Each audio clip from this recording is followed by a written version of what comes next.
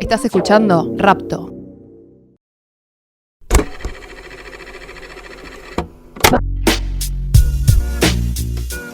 Bienvenidos y bienvenidas a una nueva edición, a un nuevo episodio de Ejército Blanco, este podcast que hacemos junto a Lucas Paulinovich, a quien saludo, que está aquí a mi lado. ¿Cómo va? ¿Todo en orden? Bien. Todo muy bien. Salió a coro esa parte. Salió acoplado, sí. Bueno, lo primero que quiero decir es agradecer esta nueva casa que tenemos en el pasaje PAM, en el estudio 28. La verdad que estamos frente a una ventana bellísima, en una de las galerías más bonitas que tiene la ciudad de Rosario, por escándalo. Sí, así es. Bueno, lo primero que les queremos decir es lo que hacemos un poco todos los episodios cuando arrancamos, que es pedirte que por favor entres al sitio de Rapto, nos escuches desde ahí si querés. También nos podés escuchar desde Spotify. Preferimos que sea desde Rapto por una cuestión de tráfico y eso hay que tenerlo siempre presente. Pero bueno, si nos escuchás en Spotify, acordate de darle me gusta, de ponerle la alerta en la campanita y obviamente de calificarnos, que para nosotros es muy importante porque es lo que nos ayuda a crecer en el podcast. Y por último, también si estás por ahí y nos escuchas en YouTube, que suele suceder también bastante, bueno, te pedimos que por favor hagas lo mismo. Ahí un me gusta, nos sigas y demás, como para que la comunidad vaya creciendo, para que el podcast vaya creciendo. Y ahora sí, ya dicho todo lo que eran los chivos para arrancar, arrancamos oficialmente. ¿Te parece, Lucas? ¿Por dónde te parece que vaya a ser el comienzo del episodio? Me parece bárbaro. Estuvimos hablando ya en otros episodios del peronismo, estuvimos hablando del radicalismo. Me parece gran episodio ese radicalismo que hiciste vos, sí, particularmente. Mucha repercusión. El radicalismo es un fenómeno que vamos a tener que volver a tocarlo porque da siempre tela para cortar y es una historia bastante poco explorada, que me parece a mí que lo amerita. Pero hoy lo que corresponde es hablar, podríamos decir, del desembarco de la escudería oficial del gobierno nacional en Rosario, de la mano de la hermana Karina, ¿no? Así es. Vos estuviste merodeando la campaña de afiliación que hizo la Libertad Avanza. ¿Qué viste? ¿Qué pasó ahí? Bueno, lo primero es realmente comprobar un poco, medio una verdad de perogrullo, pero es la cuestión de la juventud. Mucho primer votante de una elección presidencial. Eso es lo que yo veía, gente que entre los 18 y los 22 años, o sea que pudieron haber votado antes una legislativa, pero que su primer presidencial fue esta. Mucha alegría, mucha euforia. Veía gente que estaba muy feliz de la elección que había hecho, de la elección partidaria, del rumbo que había tomado para ellos políticamente el país a partir del triunfo de Javier Milei. Son sensaciones encontradas, ¿no? Porque vos ves una euforia y una alegría, pero que está cargada también de cierta violencia. Pues, otra cuestión que me llamó bastante la atención es la transversalidad del voto, esto que vimos electoralmente, que muchas consultoras comentaban como un fenómeno que le llamaba la atención, realmente se ve. Hay gente de todas las clases sociales, de todas las estéticas, trabajadores informales, trabajadores formales, gente de mucho dinero, gente sin un mango, mucho peronismo huérfano, por lo menos esa fue la sensación la que yo me quedé, de ver mucho eso. Mucho votante cambiemita frustrado con la experiencia de Macri. Recuerdo estar hablando con alguien que me dijo que históricamente había sido peronista, que en el 2015 había votado a Macri porque estaba cansado, digamos, del modelo que proponía el kirchnerismo, o el cristinismo, mejor dicho, ya en esa última etapa. Que lo que le había parecido era que Macri había sido flojo, digamos, como que no había estado a la altura de la promesa que había hecho y estaba muy contento con Milei porque lo que le había prometido lo estaba cumpliendo, pese a que me dijo se estaba ajustando como nunca en su vida. Eso realmente es un poco impactante para uno que cubre un poco política, que le interesa, que está buscando siempre el análisis, llama un poco la atención. Después, bueno, particularidades muy de la Libertad Avanza, ¿no? Esta cuestión muy festiva entre música Britpop y poner hasta el cansancio la canción de La Renga, de Panic Show. Después tiene una cuestión, por ejemplo, yo la semana anterior había ido a ver a Moreno, por ejemplo, a Central Córdoba, también en busca un poco de estar midiendo ahí qué está pasando abajo. Y Y no hay acto central. O sea, entran Berti Venegas Lynch, Karina Milei, Romina Díez, Martín Menem y Mayoraz y Nicolás Mayoraz. No hay un lugar en donde se centren a hablar y demás. De hecho, la gente que fue a afiliarse, que se afilió muchísima, cerca de entre 600 y 1000 personas, era lo que más o menos nos decía el asesor de Romina Díez, que fue un poco el que nos hizo de Sherpa en el evento. Es un número importante, pero digamos, a las 7 de la tarde ya la gente estaba cansada, estaba desde las 5 de la tarde y se empezaron a ir. O sea, no les importó ni siquiera eso. Llegaron a las 8 de la noche. Y en esta caracterización más sociodemográfica que venías haciendo, ese perfil sociológico de los que van al acto, ¿qué diferencia había entre lo que encontraste en este acto, campaña de afiliación de La Libertad Avanza, y el acto de Moreno 15 días antes? Y bueno, los dos vi algo que me generó cierta expectativa, que es juventud. Digo, más allá de que uno no esté de acuerdo con la línea de Milei, por ejemplo, o con el partido, con La Libertad Avanza y lo que representa, a mí siempre me llama poderosamente la atención, y para bien, que haya gente joven, ¿no? En el de Moreno me pasó exactamente lo mismo. Mucha gente joven. Lo que sí, ahí lo que vi es el viejo votante peronista, si vos querés, y no por edad, sino esta caracterización del tipo de fábrica, de laburante, inclusive de laburante que se ha visto precarizado, cierto sector, si vos querés, de universidad también. Pero la mayor diferencia es estética, si vos querés. No sé cómo ponerlo de otra manera, pero qué sé yo, no sé cómo explicarlo de otra forma que sea más clara que esa, digamos. Claramente hay un rejunte. En lo de Milei hay un votante propio, sólido, que es esta juventud, que yo te digo, que son pibes que vos tranquilamente te los cruzás en cualquier lugar donde, no sé, jueguen a las cartas de cómics de demás. No lo digo como una caracterización, digamos, negativa ni para burlarme, todo lo contrario, como para que más o menos vean ese perfil.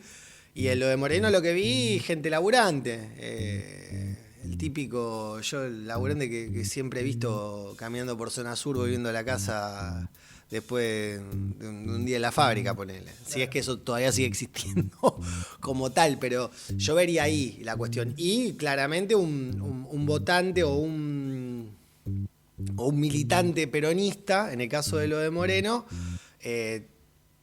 muy refractario a lo que vos ves habitualmente en los actos que tienen mayor representación, el cristinismo o el camporismo. Esa es una diferencia bastante marcada. Había como una necesidad de retomar una historia que no sé si existe, si hoy sigue siendo como se la piensa a veces, sobre todo del discurso de Moreno. Pero sí que estaba ahí ese mito de origen dando totalmente, vuelta. Sí, clarísimo.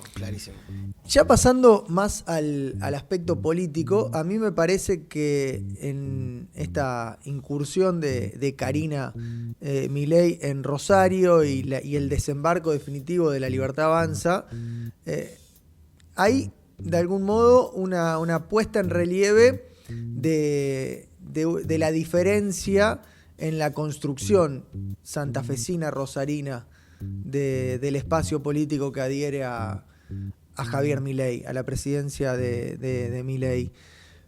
Ahí me parece que cobra importancia Romina Díez, que es una figura quizás más a tono con ese perfil que venías mencionando entre los asistentes al acto, una economista joven que hizo fama a partir de las redes sociales y que tiene una línea libertaria más clara y definida.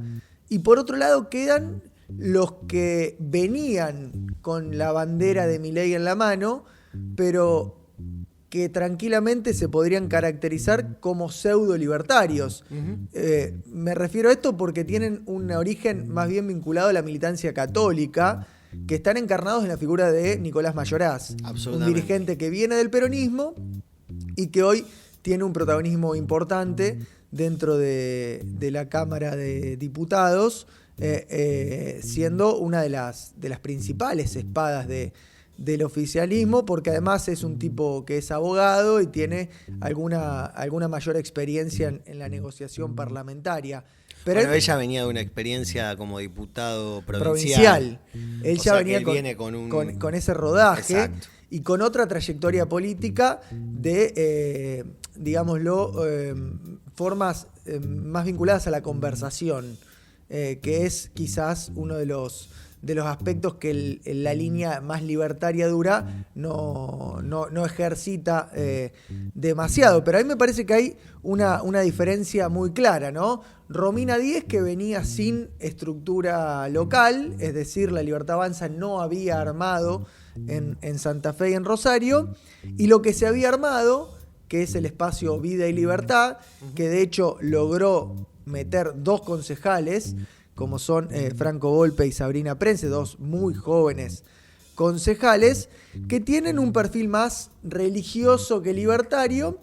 Bueno, hay que hacer la salvedad que vos lo estás mencionando, pero para ubicar a quien no lo sepa, Mayoraz venía de la alianza con Walter Gione en UNITE, que era todo lo que había surgido a su vez de lo que fue el debate del aborto, el sector que representaba las 2 vidas. Claro, por eso de hecho el tema antiaborto es uno de los ejes ordenadores de la actividad política de Vida y Libertad en Rosario, que tiene representación institucional, pero no tiene peso político propio. Lo contrario a lo que pasa con los libertarios, ¿no? Yo me acuerdo que estuve en el año 21, fines del 21, cuando vino Milei al Parque España, y toda esa gente que estaba ahí, obviamente votante de Milei posteriormente en la presidencial, en el ámbito más local y provincial, municipal, había quedado como un poco, no sé si huérfana, pero sí por lo menos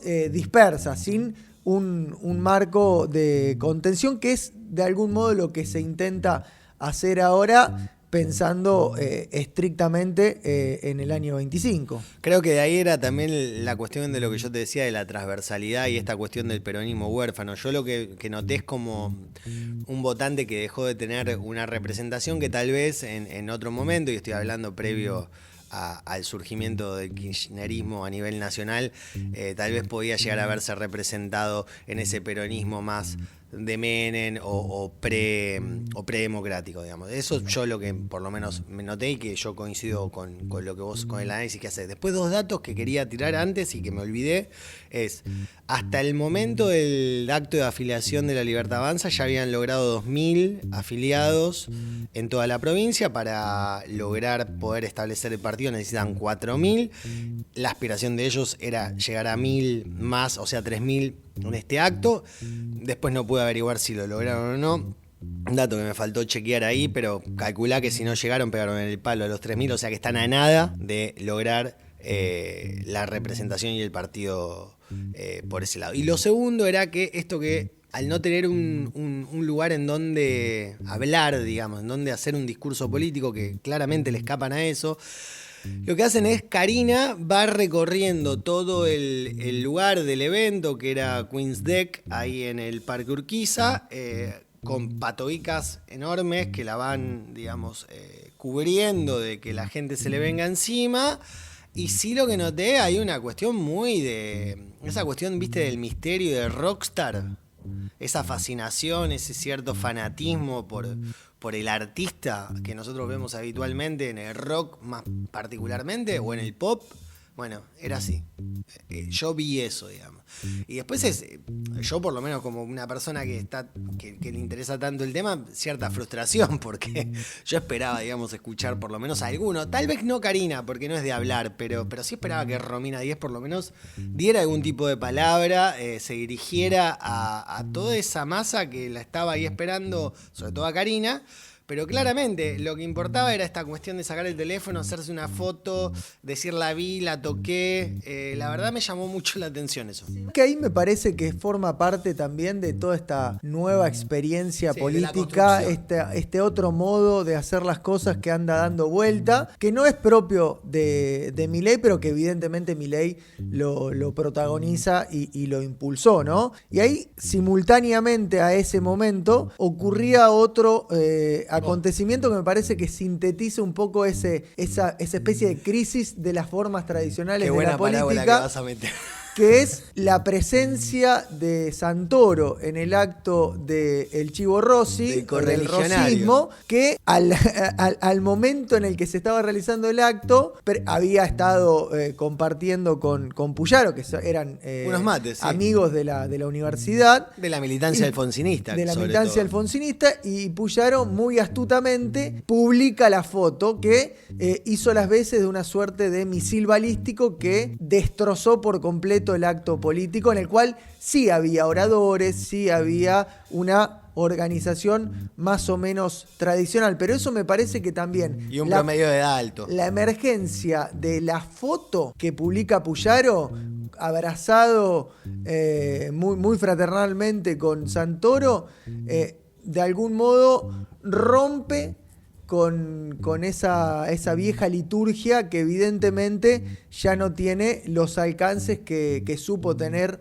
en otro momento. Fueron dos acontecimientos que se daban en simultáneo y que expresan dos tiempos de la política que se están viviendo y que de algún modo repercuten en cómo se terminan de resolver los grandes temas, porque me parece a mí que, volviendo al plano político de la incursión libertaria en Rosario, mucho va a depender de, pongamos una imagen, acumular esos 1000 más que necesitan para consagrarse como partido, el éxito que tenga la ley bases en el Congreso y posteriormente el Pacto de Mayo. Y ahí hay un dato que me parece que sirve para explicar también un poco cómo se para el resto de la política ante estas avanzadas del gobierno nacional en su estructura política. Si uno observa los gobernadores que se bajaron del Pacto de Mayo, coinciden exactamente con todas las provincias, que son muy pocas, en las cuales Milei tiene más imagen negativa que positiva.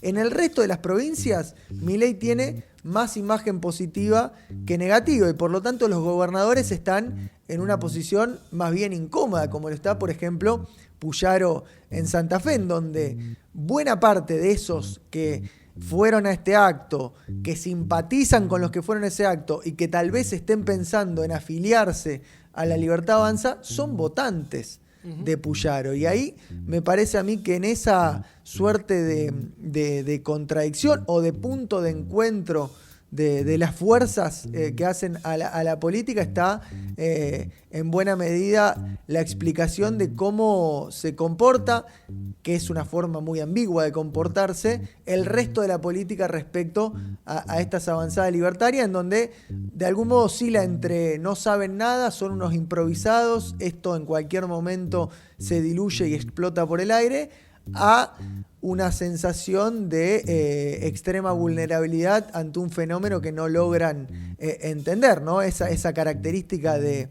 delantero escurridizo, casi como si fuese una especie de picante Pereira, Milei, que no lo pueden agarrar, no saben por dónde se le puede escapar. Lo que pasa que también un poco esa lectura es tan viable como la lectura de que no se va a caer. Quiero decir, el tema es que uno no sabe cuáles son los tiempos de la sociedad. No sabe hasta cuándo va a aguantar el ajuste o demás. Y tal vez lo tolere mucho más de lo que cree la dirigencia política. Entonces yo entiendo que ahí ese equilibrio es complejo. Después, respecto a lo que vos decías del acto de Santoro y lo que había sido la foto con Puyaro, además de ser un exocet, digamos, a la interna, si vos querés, peronista, que la verdad que para alquilar balcones, todo lo que está pasando en Rosario, también te ponen en ese lugar de que me parece que el Chivo Rossi, con la corriente, sigue haciendo una lectura de Santa Fe demasiado ambeña. no solamente por traer a un diputado de la capital federal, que además es radical, más allá de que hoy esté dentro de la fila, digamos, de Unión por la Patria, sino, digamos, lo que está proponiendo ahora próximamente, que es traerlo a Katopois y a Forster. ¿Qué sé yo? Digo, el ministro de Infraestructura de Axel Kicillof, el asesor filosófico de Alberto Fernández en el gobierno anterior, dos representantes del porteñismo y del ambeñismo más fuerte, digamos, uno fue intendente de San Martín, el otro, digamos, un hombre de la academia porteña, en una ciudad en donde cada vez una parte más significativa del peronismo se acerca a Ciudad Futura, que a su vez es el que está haciendo de enlace con Kicillof, que está en una especie de, digamos, conquista de territorios. Ahora se está yendo a Chubut para verlo a Nacho Torres, para seguramente algún tipo de acercamiento político respecto de lo que se viene para adelante, sobre todo en el Congreso. Digamos, hay ahí como toda una cuestión y una falta de encontrar un lugar en donde me parece que el peronismo cada vez se está pareciendo más a un partido de izquierda tradicional, como puede ser el FIT, que tiene una representación muy pequeña y que trata de estar ahí medio como casi una secta. Perdón si estoy siendo muy vehemente con la crítica en eso, pero hay ahí toda una serie de movimientos que uno no sabe dónde está hoy la identidad. Sí.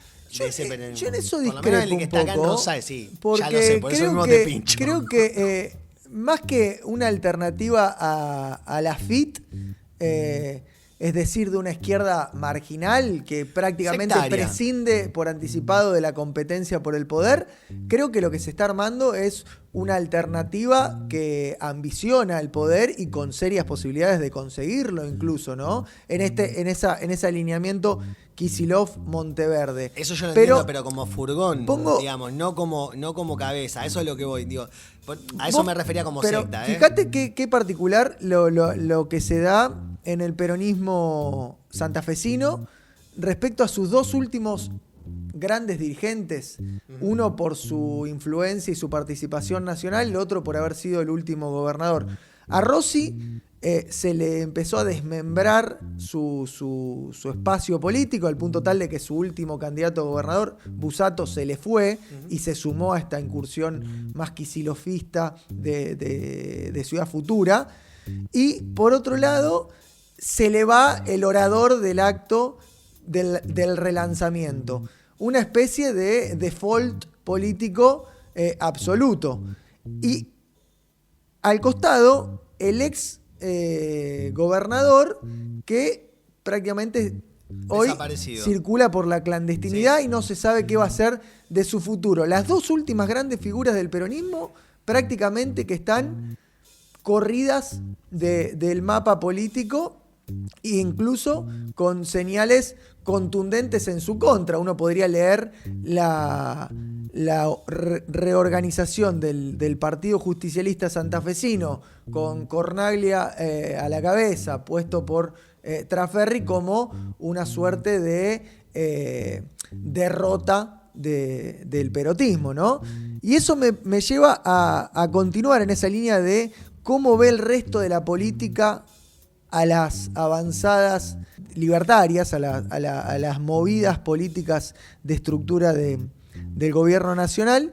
Y ahí me parece que también es interesante pensar en el papel que tiene el PRO en Santa Fe, que en algún momento cumplió un poco esa función de intentar romper con una suerte de bipartidismo que había en la provincia.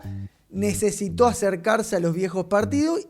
En primer momento se acercó al peronismo, después lo hizo con el radicalismo, pero nunca llegó a consagrar y terminó de algún modo disolviéndose, hasta el punto que hoy hay una interna de 3 patas al menos, ninguna demasiado contundente, ¿no? Digo, por un lado está Angelini, que era el viejo alfín de Macri, sí, pero que hoy está en una situación compleja por haberse sumado completamente a la iniciativa de Bullrich, y sabemos que Macri es calabrés y por lo tanto cuando te hace la cruz, no perdona, ¿no? Sí, Eso me parece que a Angelini lo pone en una situación por lo menos compleja.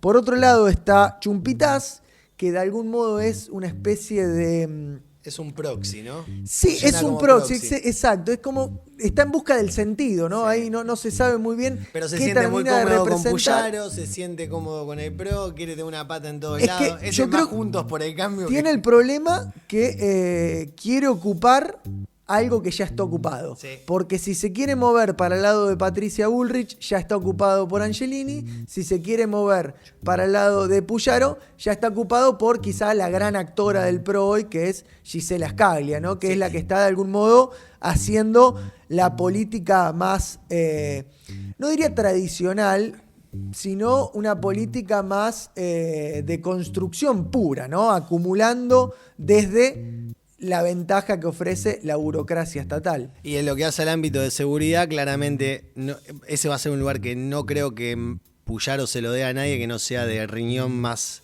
cercano de él, como en el caso de Cocochoni. O sea que el tipo queda ahí en un lugar medio complejo. Yo estaba viendo un poco lo de la interna en el PRO. Comparto con vos todo el análisis que haces. Le sumaría simplemente esta cuestión de que, bueno, me parece que la que más está empujando Scaglia es el propio Puyaro. Digamos, él quiere, me parece, ganar esa batalla, digamos, sin meterse en el PRO, pero sí asegurándose de que su vicegobernadora sea la voz cantante en ese espacio, sobre todo porque me parece que Angelini también tiene el mismo síndrome que tiene Macri con el PRO, más allá de esto que vos decís, que tenés toda la razón en lo que va al lugar que eligió Angelini. Me parece que Angelini tiene la misma lógica empresarial del partido que tiene Mauricio, en donde Mauricio es el dueño del PRO a nivel nacional, sobre todo a nivel porteño. Me parece que Angelini, por ser el delegado de él durante tanto tiempo y haber sido el que sobrevivió a todas las internas y el que se los comió a todos básicamente, también creo que siente un poco esa cuestión medio de dueño de ese espacio. Por lo menos es una lectura que hago yo, no sé si estoy en lo cierto, es lo que yo más o menos observo, analizo de cómo se mueve Angelini. Y que ese tema lo tira mucho, digamos, como que es su lugar en el mundo, es su casa, digamos, más allá de donde esté. No quiere perder un ápice de poder dentro de ese espacio.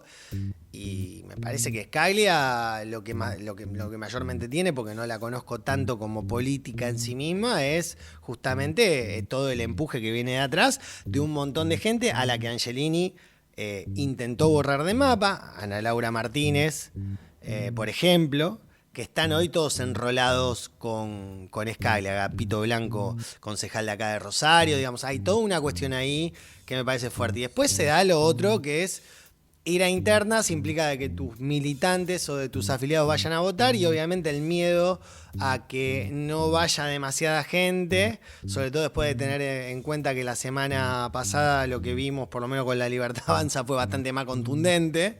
Bueno, creo que también eso siembra sus propias dudas, ¿no? Sí. Ahí yo creo que Scaglia tiene el don de la prudencia, que eso la diferencia de Angelini, que pecó de enfático en muchos casos, y a veces ser tan enfático en política, si no está acompañado del carisma de Milei, es bastante complejo. Sí. No tiene carisma en ese sentido, le cuesta mucho más. No, pero ella a la gente. No, tiene, hablo de Angelini. De Angelini no tiene en absoluto carisma. No, son rasgos característicos. Scaglia tampoco es una persona carismática, pero tiene el don de la prudencia y tiene relaciones. Estuvo recientemente viajando a partir de una iniciativa de la democracia cristiana alemana por Europa y haciendo relaciones con los sectores del viejo conservadurismo en su expresión nuevo conservadurismo, que con muchos dirigentes jóvenes en Alemania, particularmente de la democracia cristiana, están generando iniciativas por lo menos interesante de cara a la complejidad que tiene Alemania y el resto de Europa en ese tema. Pero ahí me parece que lo interesante vinculado a esto es mirar a Macri. Macri me parece que tuvo una decisión fundamental este último tiempo, que es hacer una suerte de oficialismo de segunda jugada. Hace una suerte de apoyo táctico, pero esperando el desenlace de los hechos para cuando llegue el momento de diferenciarse, y tuvo un gran acierto político, quizás el mayor acierto en su trayectoria reciente, que es la FIFA, ¿no? Su papel en la FIFA, lo que le permite fundamentalmente, no solo las relaciones y el protagonismo en su rol de celebridad internacional, sino fundamentalmente el financiamiento árabe, que es lo que le da un margen de maniobra al punto tal de que hoy se plantea que puede llegar a comprar Telefe con parte de ese financiamiento árabe y construir una alternativa conservadora de un corte más clásico, acompañada de mayores garantías, ¿no? Porque de algún modo la experiencia o el intento de Milei de construir esa opción conservadora carece de las garantías sistémicas, digamos, ¿no? Es demasiado al estilo Trump, que también pende permanentemente un hilo. Macri me parece que muy sabiamente está intentando mostrar una alternativa conservadora en un rumbo similar en las grandes directrices, pero con garantías sistémicas, ¿no? Con un nombre, una tradición y de cierto prestigio. Creo yo que Scalia entiende muy bien esto desde su lugar menor en una provincia, desde su lugar subnacional, pero que lo está leyendo y me parece a mí que eso permite encontrarle un curso distinto a lo que uno podría ver en el PRO santafesino a primera mano, que casi parecería ante la llegada de La Libertad Avanza en un estado de crisis total, ¿no? Sí, yo lo que veo y comparto con vos que hay una gran apuesta al tiempo. Y viste que dicen que la plata lo que te da, digamos, lo que más te da es tiempo, digamos, lo que te permite tener tiempo, pensar, analizar. Yo creo que en el caso de Macri, más que plata, el haber estado tanto tiempo en contacto con el poder, el haber sido siempre una persona del poder, por un lugar familiar, pero después también por haberse propuesto ser presidente y lograrlo en menos de 15 años, que es algo, la verdad, que merece respeto y por lo menos en mi caso, cierta admiración por el animal político que es, pese a que muchas veces hasta él mismo tenga como un rol de donde reniega de eso, pero en realidad lo es. Y me parece que esa es la gran apuesta. Y que lo que yo estoy viendo es cierto apuro, cierto ansiedad de algunos actores del PRO que no están haciendo esa lectura, tal vez porque nunca han experimentado el poder realmente. Hablo, qué sé yo, de Colorado Santilli, por ejemplo, que está pidiendo todo el día a gritos que le den un cargo dentro de La Libertad Avanza. Ese tipo de perfiles. Que tienen el problema de Buenos Aires, ¿no? Que es otra circunstancia. Totalmente, también. sí, totalmente. Pero me parece que Macri eso, como que entendió claramente que ahora lo tiene que dejar jugar. Habrá que ver, yo sigo pensando en la cuestión de hasta dónde la sociedad tolera lo que está proponiendo Milei, hasta dónde se puede pensar en algo más allá de solamente la figura de Milei, que es central. Digamos, ningún partido va a sobrevivir en una figura. Lo vemos hoy con Cristina en su caso, de lo que le cuesta o lo que le costó generar también alguien que la supere. Bueno, en fin. Esas cuestiones me dejan ahí un poco como tecleando de ver para qué lado se va a ir acomodando todo esto. Porque también veo que, viste, la euforia que hay del lado de Milei todavía no está haciendo, no le hace mella en este giro pragmático que ha tenido Milei, digamos, para tratar de cerrar la ley ómnibus. Sí, ese punto de cierre definitivamente será con la sanción de la ley y una resolución medianamente exitosa del Pacto de Mayo. Si eso no sucede, bueno, nos enfrentamos a una Argentina absolutamente distinta. Y en ese punto me parece a mí que de cara al 25, si las cosas le salen bien, como lo vienen proyectando, el desafío que tendrá la Libertad Avanza en Santa Fe y en Rosario va a ser encontrar quien tenga ese carisma, ¿no?, para poder volverse candidato. Y si la Libertad Avanza consigue un candidato carismático, sobre todo pensando en Rosario, puede llegar a ser un problema para quienes hoy se ven casi que haciendo el precalentamiento para entrar al Palacio de los Leones. Fundamentalmente Monteverde, ¿no? Que se puso ya el saquito, se está probando los mocasines, está esperando en la puerta. Bueno, puede llegar a ser un gran problema para esa alternativa por izquierda, que aparezca por el otro lado un personaje atractivo y convocante para la gente de a pie, ¿no? Que es quizás lo que más le falta a ese sector en Rosario.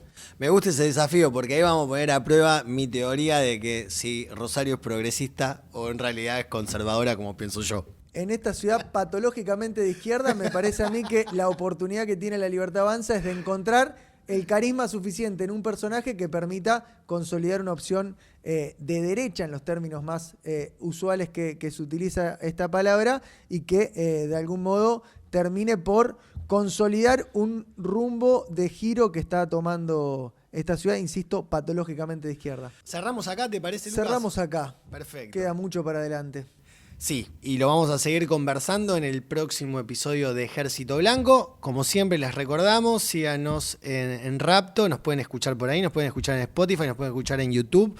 A todos estos canales suscríbanse, denos me gusta, califíquennos, que nos ayuda a seguir creciendo. Nos vemos la próxima. Estás escuchando Rapto.